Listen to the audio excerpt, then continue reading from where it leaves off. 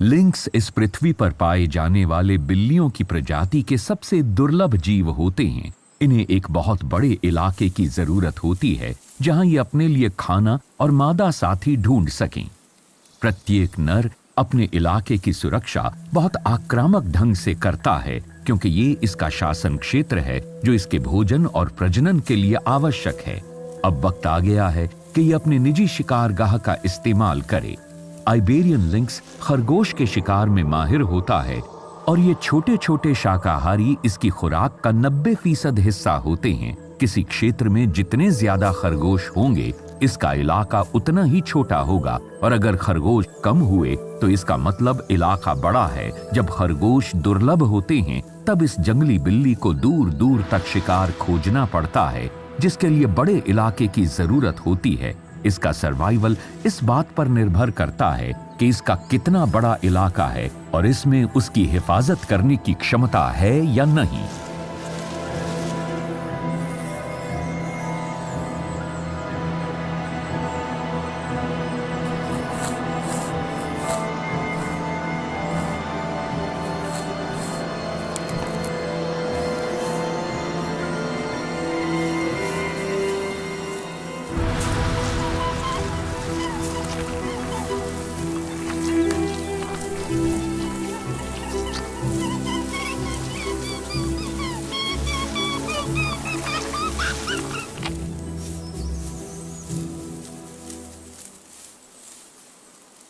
दोपहर का भोजन खत्म होते ही अब समय है स्पेन के मशहूर रिवाज सिएस्टा यानी दोपहर में खाने के बाद सोने का, बस थोड़ी देर के लिए।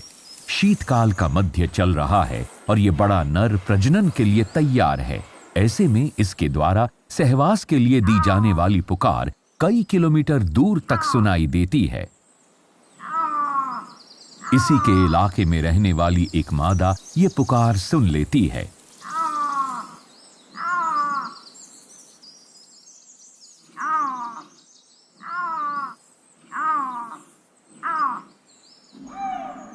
इस जगह से दूर उत्तर की ओर इसी तरह का दृश्य देखा जा सकता है।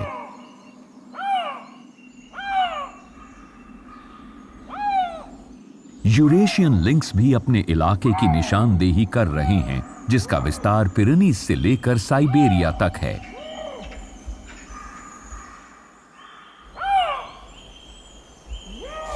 भोजन की खोज में ये टहलते हुए लंबी दूरी तय कर लेते हैं और इस दौरान इनकी छोड़ी हुई तेज गंध इनके इलाके की सीमा निर्धारित कर देती है।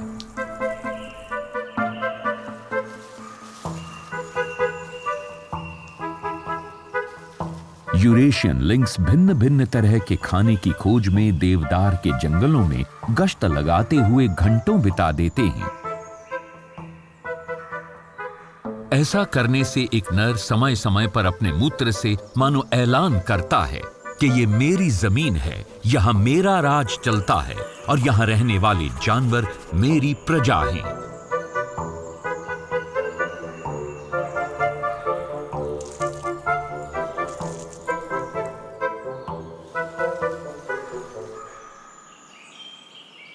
आइबेरियन लिंक्स के भोजन के मुकाबले यूरेशियन लिंक्स का भोजन कोई खास नहीं होता, लेकिन यहाँ टाइगा में खाने की इतनी किस्में हैं भी नहीं कि अपना पसंदीदा भोजन चुना जा सके। लिंक्स को ऐसा मौका जब खाना मिल सके ढूंढने के लिए बहुत दूर दूर तक चलना होता है।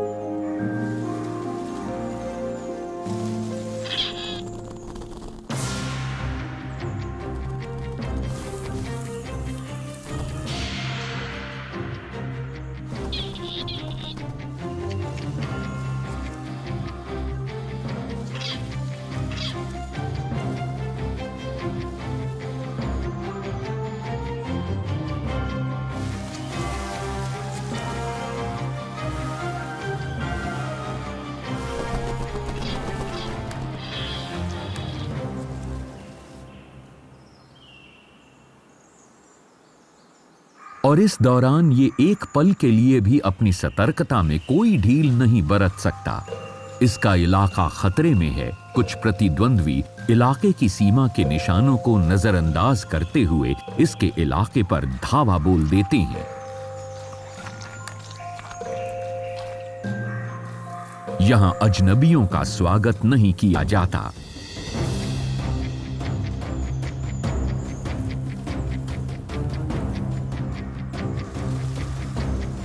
इस जगह के शासक को यहां किसी भी आक्रमणकारी को घुसने की इजाजत नहीं देनी चाहिए। भोजन के सीमित साधनों की वजह से स्वयं इसके लिए जीवित रहना मुश्किल हो जाएगा। किसी भी बाहरी घुसपैठ का केवल एक ही नतीजा निकल सकता है, एक खूंखार भिड़ंत जिसका अंत अजनबी को भगा देने से ही होता है।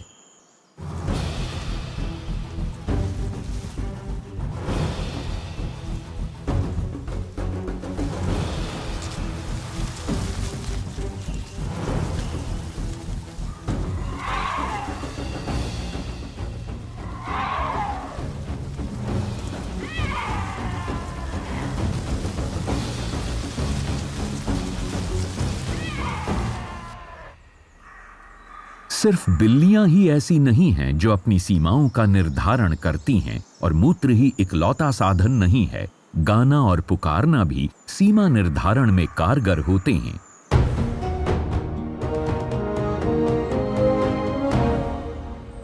मेडिटेरेनियन इलाके में जैतून के छोटे छोटे जंगलों में छोटे उल्लू अपनी सीमाओं की सुरक्षा के लिए पुकार लगाते हैं। नर और मादा दोनों ही बिल्ली की तरह आवाज देते हुए दूसरे उल्लुओं को अपने इलाके में न आने की चेतावनी देते हैं।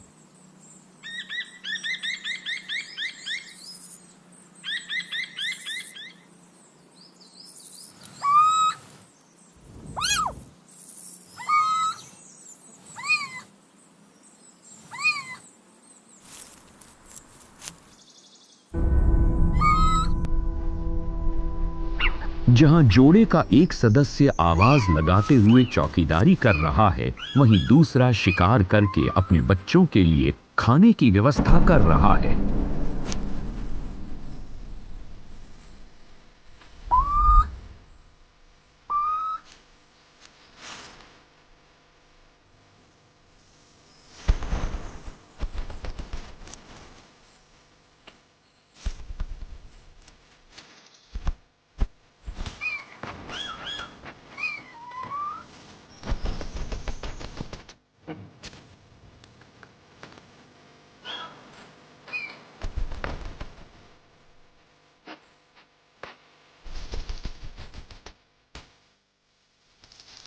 ये छोटे छोटे पक्षी अपने इलाके को सुरक्षित रखने के लिए सख्त निगरानी करते हैं।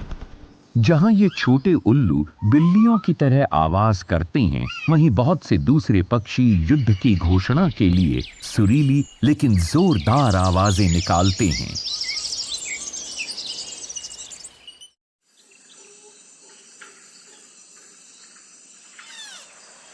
सीमाएं बनाना और हर कीमत पर उनकी रक्षा करना नरों की जिम्मेदारी होती है। बहुत से नर किसी सुविधाजनक डाल पर बैठकर वहीं से युद्ध घोषणा करते हैं।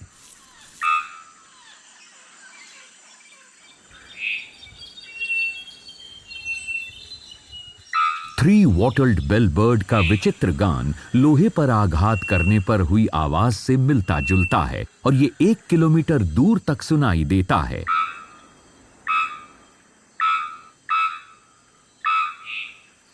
नरों का गीत मादाओं के शांत स्वभाव की भरपाई करता है।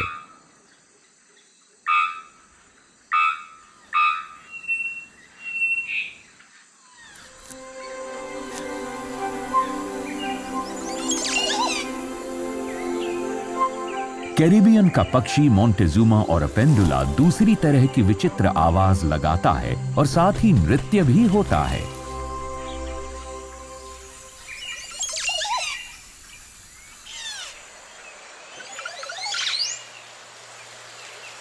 सिर झुकाने का प्रदर्शन करते हुए इसका उत्साह से भरा गीत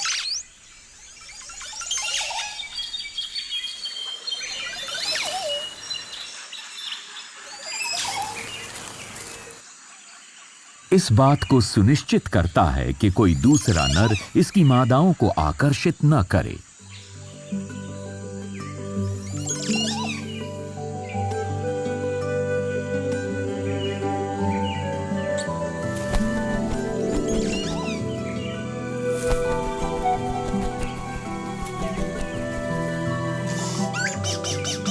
इसी इलाके में एक येलो रम्प्ड कैसीक के पास तरह तरह की आवाजों की भरमार है। ये दूसरे जानवरों की आवाजों की भी नकल कर सकता है, जैसे बंदर, चील और यहां तक कि मनुष्य की भी।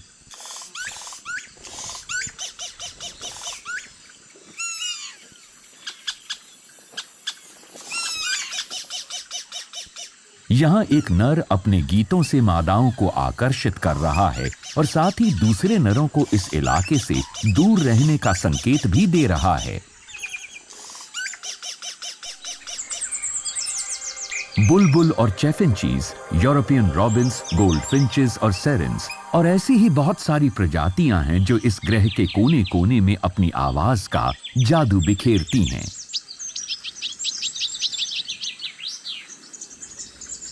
मुकाबला चाहे किसी क्षेत्र के लिए हो या साथी चुनने के लिए, युद्ध के लिए ऐसी सभी घोषणाएं मधुर होती हैं। नर जितना अच्छा गाएगा उतनी ही उसकी साथी को पाने की और विरोधियों को दूर रखने की संभावनाएं बढ़ जाएंगी।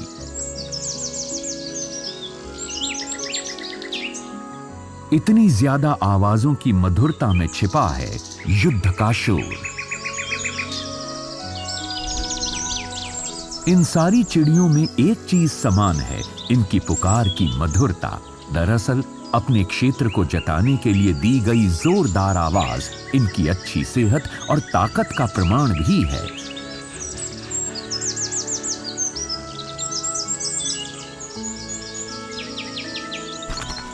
ताकत का ये प्रदर्शन सूर्य के उगने से लेकर अस्त हो जाने तक चलता रहता है।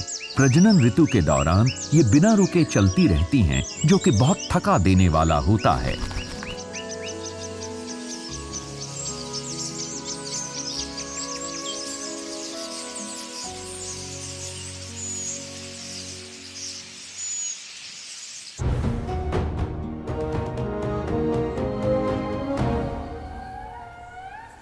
ऐसे स्तनपायी जानवर भी होते हैं जो अपनी सीमाओं की निगरानी गीतों और चीखों से करते हैं। अफ्रीका के पूर्व में एकमात्र टापू मेडागास्कर के पूर्व के जंगलों में जब अंधेरा होने लगता है तब ये भूतों का अड्डा हो जाता है।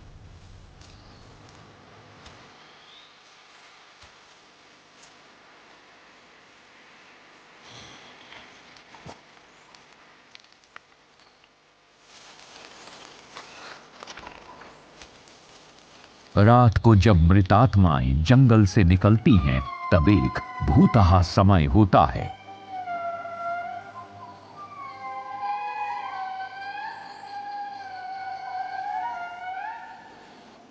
इंड्री इस टापू के सबसे बड़े बंदर। ये दिन भर अपनी रियासत पर अपना अधिकार बार बार जताते रहते हैं। यहां रहने वाला एक ऐसा भी है जिसे इनकी चीख पुकार से कोई फर्क नहीं पड़ता। इंड्री अपने परिवार के कबीले में रहते हैं और जंगल में बहुत अधिक क्षेत्र में फैले रहते हैं।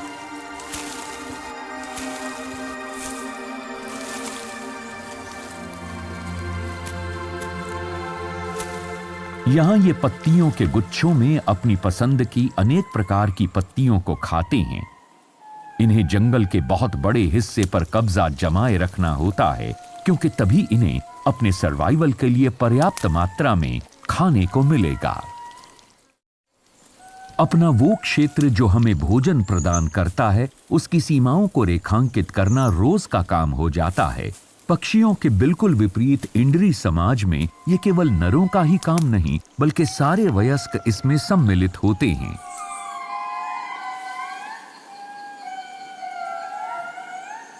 सुबह सुबह जंगल में सूर्य की पहली किरण पड़ते ही इनके प्रेम गीत शुरू हो जाते हैं। उसके बाद दोपहर में भी गाना शुरू करने से पहले इंड्री पेड़ की सबसे ऊंची शाखा पर चढ़ जाते हैं। यहां से इनकी आवाज को 4 किलोमीटर दूर तक सुना जा सकता है। इस तरह ये अपनी सीमाएं सुरक्षित रखते हैं और ये सब बिना किसी का खून बहाए और बिना किसी शत्रु के साथ शारीरिक संपर्क में आए।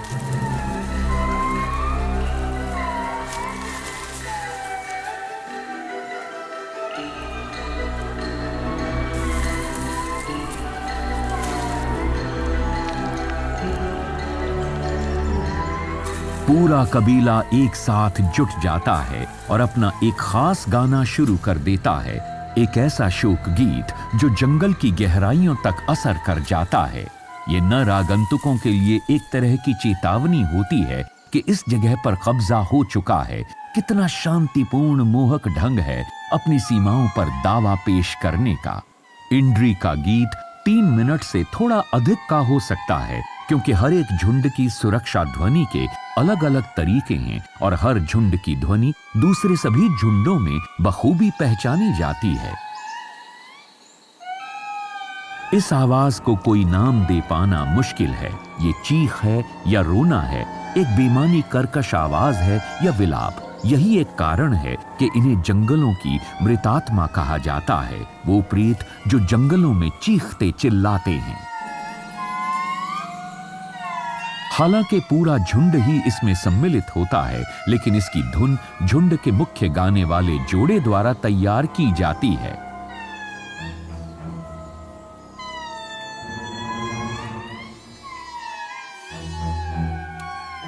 इनके गीत अपने क्षेत्र की सीमाओं को इंगित करने के लिए तो होते ही हैं, साथ ही इसका मकसद दूसरे को अपनी शक्ति और हौसले को प्रदर्शित करना भी होता है। इन गीतों के दौरान झुंड के अंदर इनके बीच पारस्परिक जुड़ाव बढ़ता जाता है।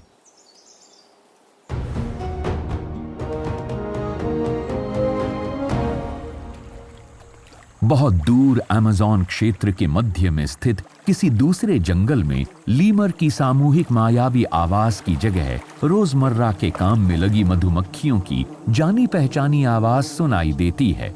मधुमक्खियां जंगल में पराग और जमीन पर गिरे हुए पके हुए फल ढूंढ रही हैं।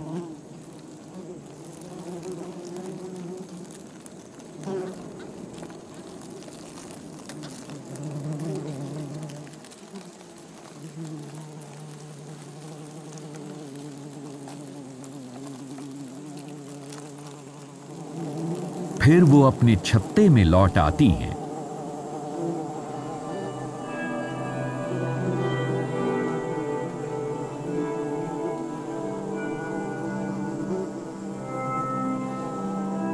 कामकाजी मक्खियों का आना जाना बना हुआ है और उनमें से कुछ को छत्ते की पहरेदारी के लिए तैनात कर दिया गया है।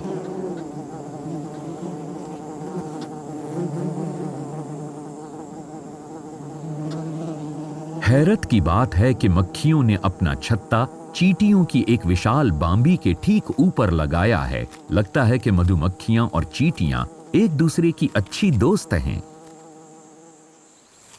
लेकिन तभी तक जब तक कि इनके शांतिपूर्ण ढंग से साथ साथ रहने पर कोई खतरा ना आ जाए। डालें हिलने लगती हैं क्योंकि उन पर बंदर आ गए हैं। इस तरह की हलचल होने पर चींटियों में खलबली मच जाती है और वो लड़ाई करने के अंदाज में आकर अपने अदृश्य दुश्मन को खोजने लगती हैं। लेकिन बंदर बहुत देर पहले ही जा चुके थे, इसलिए अब वो मक्खियों की तरफ रुख करती हैं। पहले तो मक्खियों के चौकीदार चींटियों के पहले हमले का डटकर सामना करते हैं, लेकिन ये लड़ाई अभी शुरू ही हुई है। एक पल में ही इस लड़ाई में लाशें बिछने लगती हैं। कुछ दर्जन मक्खियों के सामने हजारों चींटियां। ये बराबरी की लड़ाई नहीं है। एकाएक मक्खियों को एक तरकीब सूझती है। उनकी लड़ाकुओं की एक टुकड़ी सफलतापूर्वक आगे बढ़ती है और क्रूरता के साथ चींटियों को मारने लगती है। हालांकि इस लड़ाई में मक्खियों को बार बार पीछे हटना पड़ा, फिर भी पेड़ के नीचे की जमीन लाशों और जख्मियों से भर गई। बचे हुए योद्धाओं को शांत होने में अभी वक्त लगेगा। कुछ देर बाद सब कुछ सामान्य हो जाता है। मक्खियों ने एक बार फिर इस जंगल में अपने इस छोटे से क्षेत्र को बचा लिया। लेकिन यहाँ इतने अधिक बंदर हैं कि ये शांति कब तक बनी रहेगी कुछ कहा नहीं जा सकता।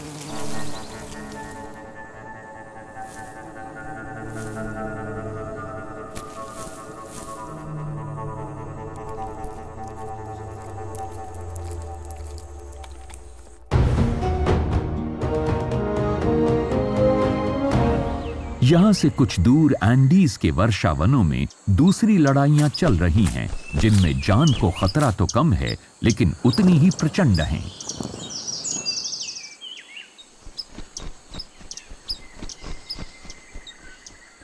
वायलेटियर्स हमिंग बर्ड्स की एक किस्म, पन्ना रत्न की तरह चटकीले रंगों वाली, खिलौने की तरह छोटी और प्यारी, लेकिन बिजली की तरह फुर्तीली और स्वभाव योद्धाओं वाला।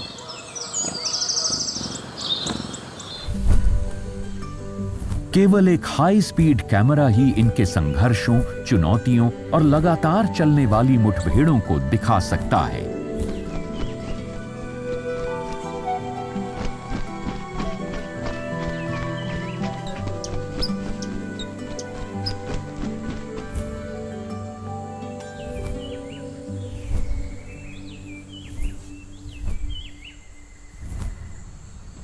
हमिंग बर्ड्स के अति क्रियाशील होने का कारण है इनके मेटाबॉलिक रेट का अत्यधिक तेज होना। बहुत अधिक मात्रा में ऊर्जा से भरे खाद्य इनकी जरूरत होती है, इसलिए दिन का ज्यादातर हिस्सा ऐसे फूलों की तलाश में बीतता है जिससे इन्हें मीठा पराग मिल सके। हर हमिंग बर्ड कुछ फूलों के ऊपर अपना आधिपत्य जमा लेती है, जो इनकी महत्वपूर्ण जागीर हो जाते हैं और जिसके बिना इनका जीवन संभव नहीं।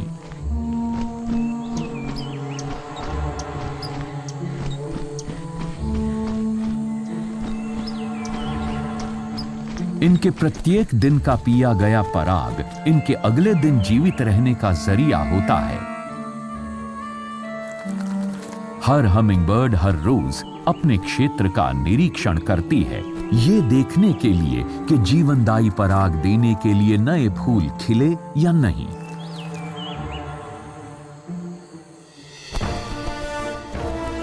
इसलिए जंगल के फूल इनके लिए प्राकृतिक पेट्रोल पंप्स हैं, जिससे इन नन्ही चिड़ियों को उड़ने के लिए अपने क्षेत्र के बचाव के लिए ईंधन मिलता रहता है।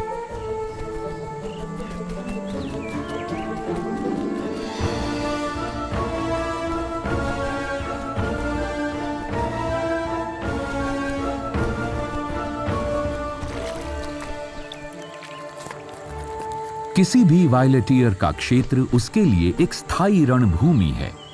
इस छोटे से क्षेत्र के मालिक को बार बार यहां से विरोधियों को भगाना पड़ता है ताकि इसके ईंधन की चोरी ना हो जाए।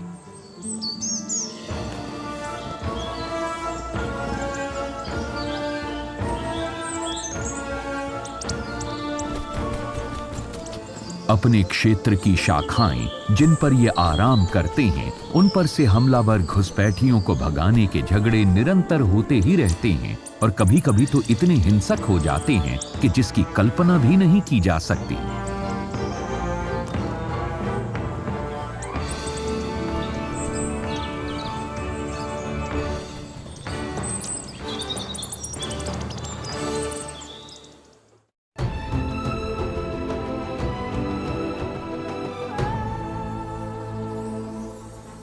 और अधिक दूर दक्षिण एंडीज में एटाकामा रेगिस्तान के खारे पानी की खाड़ियों में एक मुठभेड़ हो रही है।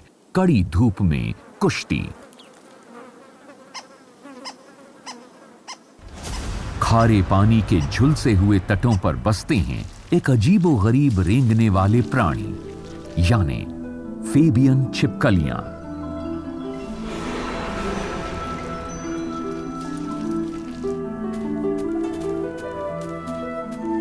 ये फेबियन छिपकलियां दिन में 50 डिग्री तक का तापमान बर्दाश्त कर लेती हैं।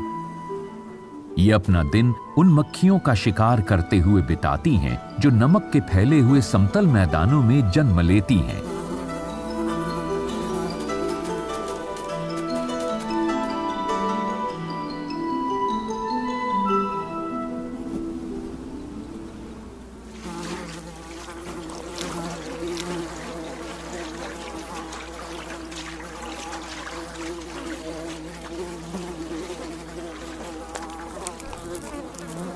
उसके बाद किसी छाह वाली ठंडी जगह पर थोड़ी देर आराम करने का वक्त होता है। फेबियन छिपकलियों का चलता फिरता छोटा क्षेत्र होता है। हर नर के पास अपने इर्द गिर्द आधे मीटर से भी कम की अपनी व्यक्तिगत जमीन का दायरा होता है और ये उसी में घूमते फिरते रहते हैं। नरों की तरह ही मादाओं के पास भी अपना इतना ही व्यक्तिगत दायरा होता है।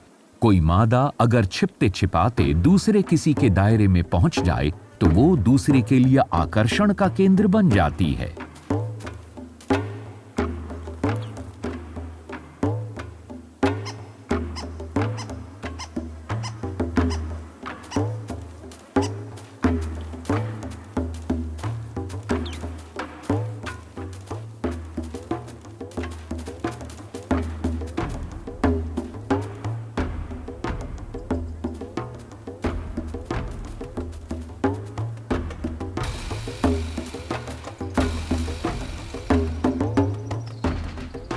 मादाएं नरों को नाच कर लुभाती हैं, जो अक्सर आपसी भिड़ंत में खत्म होता है।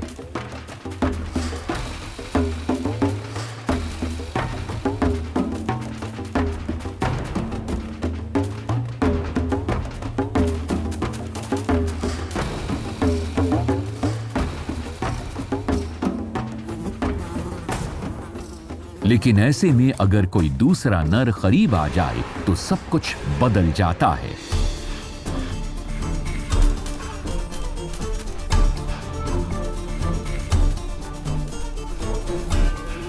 दो प्रतियोगी एक दूसरे की ताकत का अंदाजा लगाते हुए आमने सामने होते हैं।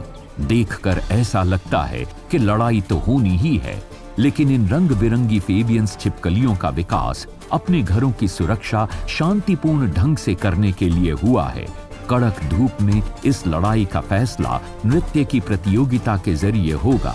ये रेंगने वाले जीव कदम बाहर निकालते हैं, खुद को फुलाते हैं, अपने रंग बिरंगे बगल के हिस्से को दिखाते हैं और इस दौरान दोनों में कोई शारीरिक संपर्क नहीं होता। खून की एक बूंद भी नहीं टपकती, किसी को कोई चोट नहीं। इन प्रतियोगियों में जो छोटा है वो हार जाता है और जीतने वाला अपनी नई साथी के पास चला जाता है।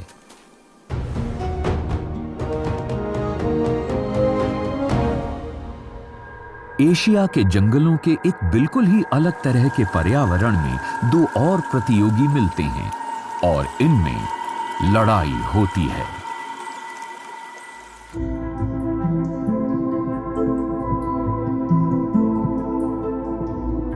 बेटा सायमीज फाइटिंग मछली अपने क्षेत्र की सबसे आक्रामक ढंग से सुरक्षा करने वालों में से एक है।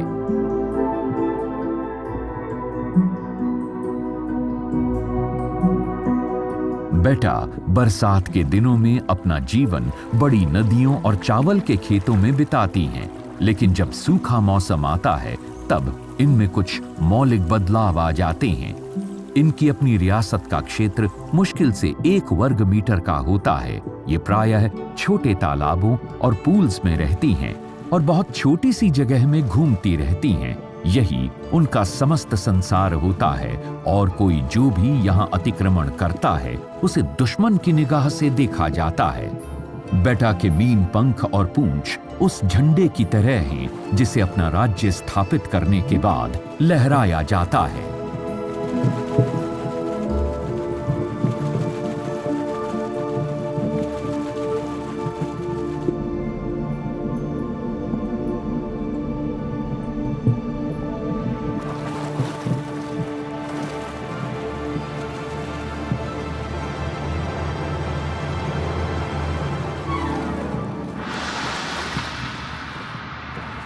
केवल नरों के मुकाबले कम चटक रंगों वाली मादाएं ही उसके पास जा सकती हैं। जब भी कोई चटक रंगों वाले नरों में से एक किसी मादा को अपने आसपास देख लेता है, वो अपने मीन पंख फैलाकर अपने चटकीले रंगों का प्रदर्शन करके प्रजनन के लिए उसे जीतने की कोशिश करता है। जब मादा इस रंग भरे प्रेम निमंत्रण को स्वीकार कर लेती है तो उसके बदन के रंग बदलने लगते हैं।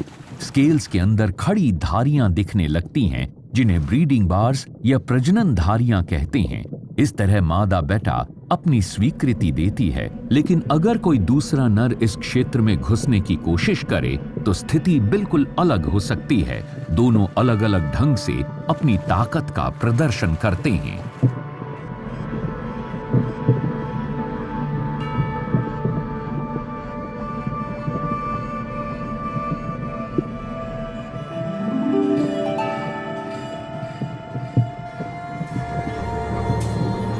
उनके गलफड़े सूज जाते हैं और ये अपने मीन पंख फैला लेते हैं। ये किसी भी तरह की चुनौती का सामना करने वाले नर की मुद्रा है। अगर वाकई कभी दो नरों का आमना सामना होता है तो वो एक दूसरे को काटना शुरू कर देते हैं और तब तक काटते हैं जब तक कोई एक भाग ना जाए। लेकिन अक्सर भागने के लिए ज्यादा जगह नहीं होती, इसलिए दोनों नर लड़ते रहेंगे मरते दम तक।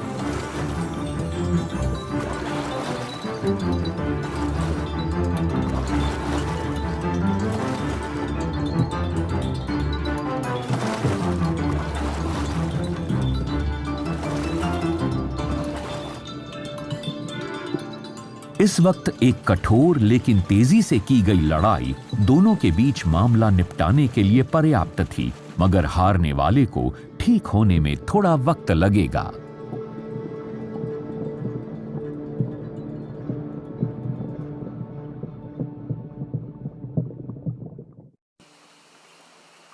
पास ही तट के पानी में कुछ और मछलियां भी हैं जो अपनी पीठ के पंखों का इस्तेमाल अपने झंडे की तरह करती हैं। मड स्किपर मछली बहुत विचित्र ढंग से अपनी जिंदगी व्यतीत करती है। ये जमीन और पानी दोनों में ही रहने वाली मछली कीचड़ में रहती है और तैरने से ज्यादा इन्हें चलना पसंद होता है।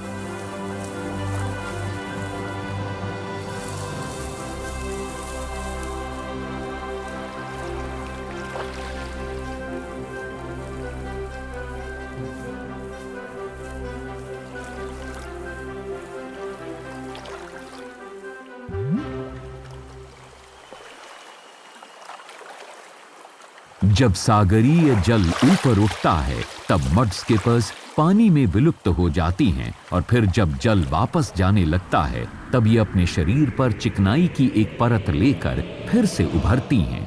यही वो समय होता है जब मड स्किपर्स तट पर बिल्कुल अलग थलग रहती हैं। ये शैवाल और बालू के छोटे जीवों को खाती हैं और बालू में ही अपना राज्य स्थापित कर लेती हैं। इस राज्य का अस्तित्व तब तक ही रहता है जब तक सागरीय जल वापस ऊपर न उठ आए।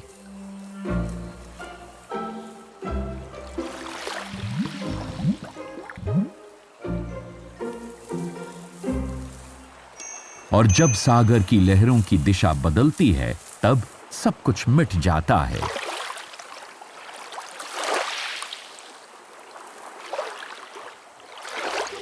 नर मड स्किपर्स अपनी एक रोज वाली रियासत की हिफाजत करते हैं, लेकिन उनकी इस लड़ाई में सायमीज फाइटिंग मछलियों के बीच की लड़ाइयों में जो होता है, जैसे जख्मी हो जाना या किसी की मौत हो जाना जैसी वारदातों की नौबत नहीं आती। मड स्किपर्स की आपस की लड़ाई अपना बल और पीठ के झंडे के दिखावे से ज्यादा कुछ नहीं होती। जैसे कोई फौज हाथ में झंडा लेकर आगे बढ़ती है, उसी तरह इनके नर भी अपनी पीठ के पंख ऊंचा करके तट के एक हिस्से पर कब्जा जमा लेते हैं जो मुश्किल से एक मुट्ठी के बराबर होता है। फिर यही ये खाते हैं और किसी मादा की उम्मीद लगाए इंतजार करते हैं।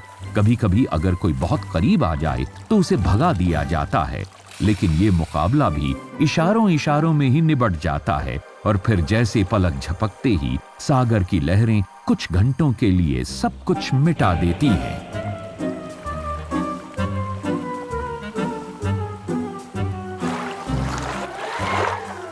जब बहाव वापस जाता है तब मड स्किपर्स के साथ साथ कवचधारी जीव भी उभरते हैं।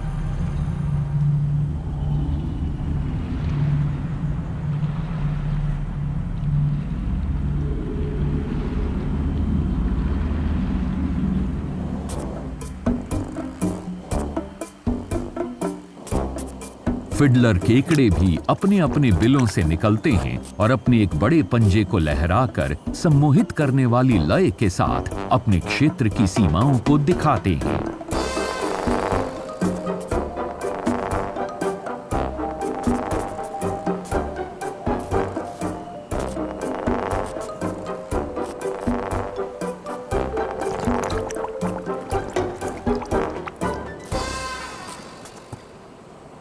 शाम होने तक इन तटों पर 10-10 हजार की तादाद में केकड़ों की छोटी छोटी रियासतों की गतिविधियों से हलचल बनी रहती है।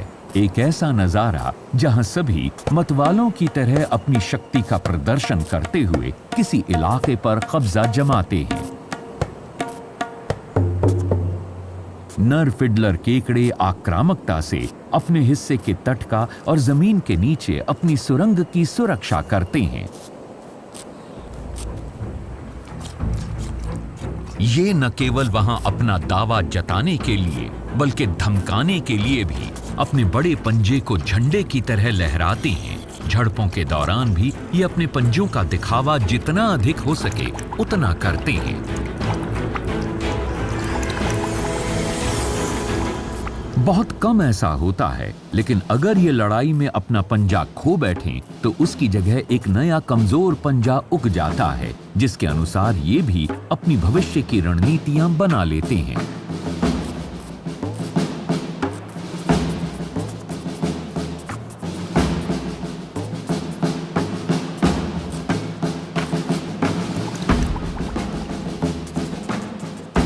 सबसे बड़े पंजों वाले केकड़े ज्यादातर लड़ाइयां जीतते हैं।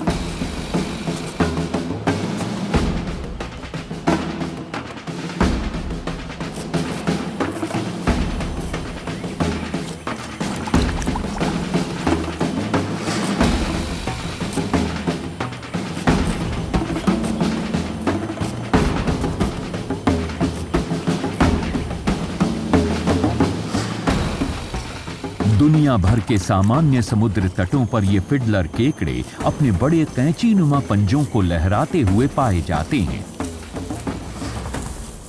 मध्य अमेरिका के तटों पर इनका सामना अपने ही तरह के घमंडी दिखावेबाज जानवरों से होता है।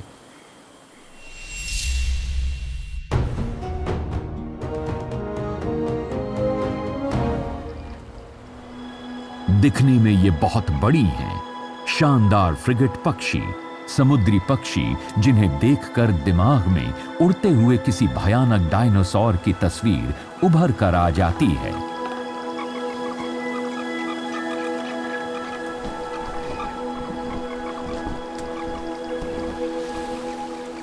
ये आलीशान फ्रिगेट बर्ड्स अत्यंत कुशल लड़ाकू होते हैं और ज्यादातर आसमान में ही रहते हैं और अपना खाना समुद्र तट से झपट्टा मारकर हासिल करते हैं। इन्हें भीगना बेहद नापसंद है, क्योंकि दूसरे जलीय पक्षियों की तरह इनके पंख वाटरप्रूफ नहीं होते। इसलिए इन्होंने कुशलतापूर्वक अपने मछली पकड़ने के तौर तरीके कुछ इस तरह से विकसित कर लिए हैं, जिसमें जितना भी संभव हो इनके शरीर का संपर्क पानी के साथ होता ही नहीं।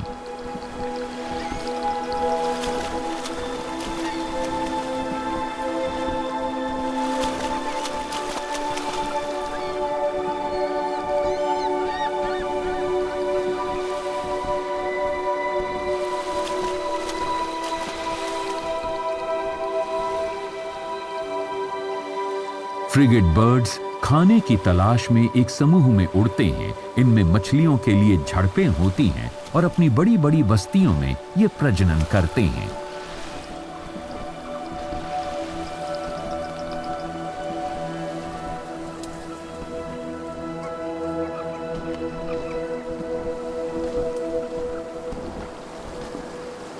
प्रजनन की ऋतु में नर मादाओं को आकर्षित करने के लिए आकाश से आसानी से दिखाई दे जाने वाली जगह ढूंढकर वहां दर्जनों की संख्या में एकत्रित होकर भड़कीला दृश्य प्रस्तुत करते हैं, जिसे ऊपर से मादाएं देखती रहती हैं। वो इस भीड़ वाली जगह का चुनाव करते हैं जहां किसी एक की कोई दावेदारी नहीं होती और सभी को लगभग 1 स्क्वायर मीटर की जगह मिल जाती है। जगह कितनी भी छोटी हो, कोई काम रुकना नहीं चाहिए। गाढ़े काले रंग वाले नर अपनी गर्दन पर लगी थैली यानी गूलार को फुलाकर हिलाते हैं। गुब्बारे की तरह अपनी फूली हुई चटकीली लाल रंग वाली थैलियों से नर ऊपर उड़ती हुई मादाओं को आकर्षित करते हैं।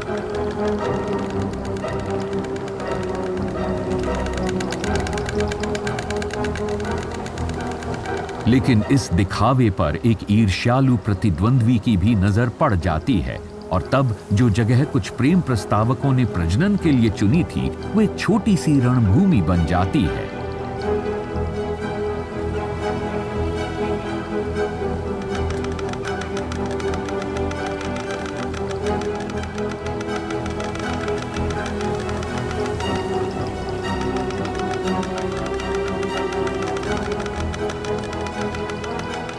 लेकिन इस दिखावे पर एक ईर्ष्यालु प्रतिद्वंद्वी की भी नजर पड़ जाती है,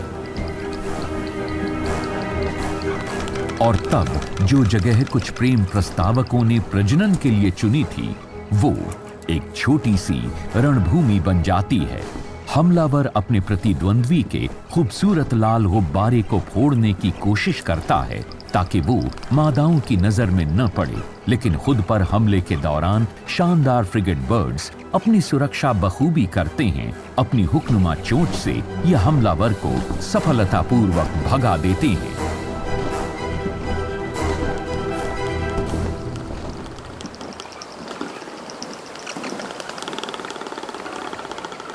इस 1 स्क्वायर मीटर से भी कम के दायरे में ही प्रजनन के लिए उपयुक्त जोड़े बन जाते हैं। झगड़ों में सुलह हो जाती है, विवादों का निपटारा हो जाता है, और युद्ध जीते और हारे जाते हैं। फ्रिगेट बर्ड्स के लिए उनकी ये छोटी सी साझा की हुई जमीन जिंदगी में बहुत ही छोटी भूमिका निभाती है, लेकिन बहुत सी दूसरी प्रजातियों के लिए उनके जीवन के अहम मुद्दे इस पर निर्भर होते हैं कि उनके अपने क्षेत्र की सीमाएं कितनी अच्छी तरह से सुरक्षित हैं। ये क्षेत्र ही उनका घर है, छोटा हो या बड़ा, एक पल के लिए हो या हमेशा के लिए, लेकिन होता बेहद जरूरी है। कड़ी मेहनत के बाद पाई गई इस जागीर में बहुत से जानवर अपना सहारा पाते हैं, अपना साथी पाते हैं, और अपने परिवार के लिए भरण पोषण पाते हैं। कर्कश गीतों, रंग बिरंगे प्रदर्शनों या सामान्य से झगड़ों के बीच ये जानवर अपनी शक्ति के अनुसार वो सब कुछ कर गुजरेंगे जो इन्हें अपने क्षेत्र की हिफाजत के लिए करना पड़े।